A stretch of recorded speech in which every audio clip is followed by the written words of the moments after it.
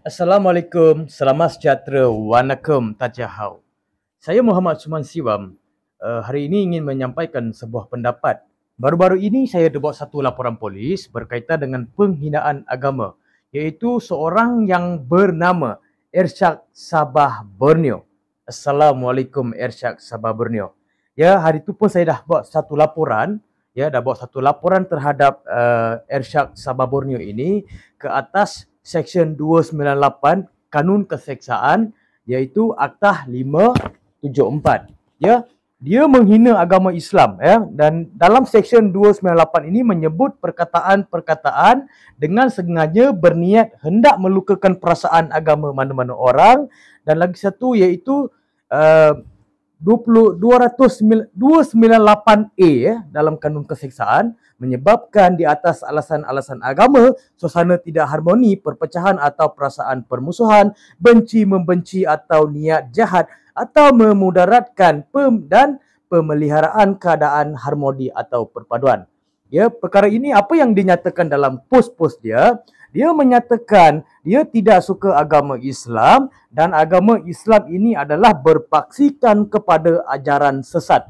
Perkara ini itu yang saya membuat laporan kepada pihak polis supaya diambil tindakan mengikut Kanun Keseksaan 298 dan 298A 298 dan 298A.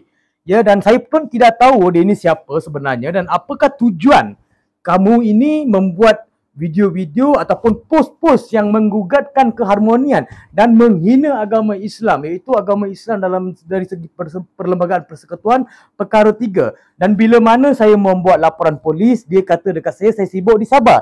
Tapi bermasalah dia punya masalah ialah dia yang mulakan dulu. Kalau dia nak sebut pasal politik, pasal bangsa, ataupun baru-baru ini pun dia cerita pasal tudung, ya, iaitu daripada KDMR, dia tak suka orang Islam bergaul ataupun mencampuri urusan-urusan daripada bangsanya mereka disebabkan Islam. Ya, saya faham kamu ni anti-Islam dan kamu menyokong Israel dan Mossad, tapi kenyataan-kenyataan yang terbuka begitu, saya tercabar untuk menjemput kamu debate.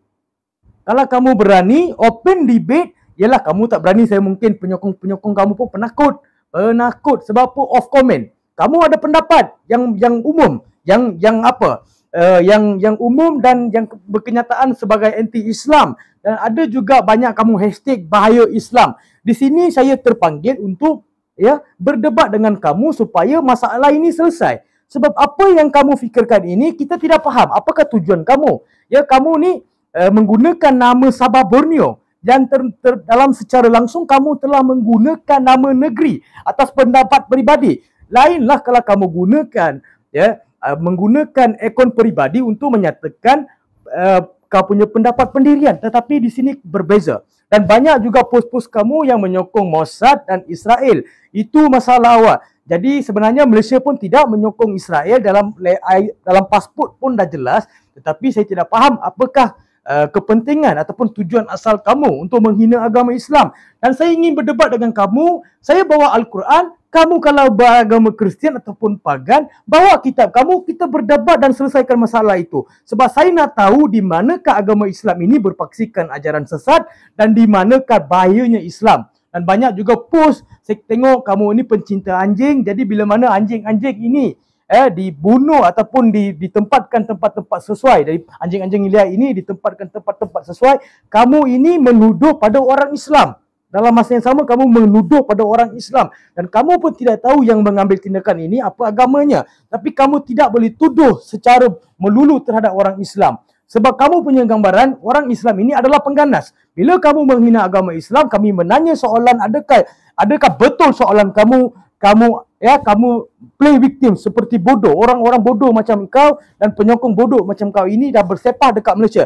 Jadi untuk menyelesaikan masalah ini, jom kita debate, kamu bagi tempat, saya pergi tempat kamu ataupun kamu datang tempat saya dan saya boleh menyatakan pendapat saya daripada kenyataan-kenyataan kamu dan kamu juga boleh menyampaikan apa yang kamu tidak faham. Sebab saya tengok kamu ini lebih pada anti-Islam dan menghina Islam terang-terangan di media sosial. Dan ada juga penyokong-penyokong kamu yang bodoh, yang tak ada maruah dan penakut, yang off comment, lepas tu nak menunjukkan mereka ini pun Ya, mereka ini sahaja betul. Bila kamu off comment, bermakna kamu nak pendapat kamu saja nak diterima.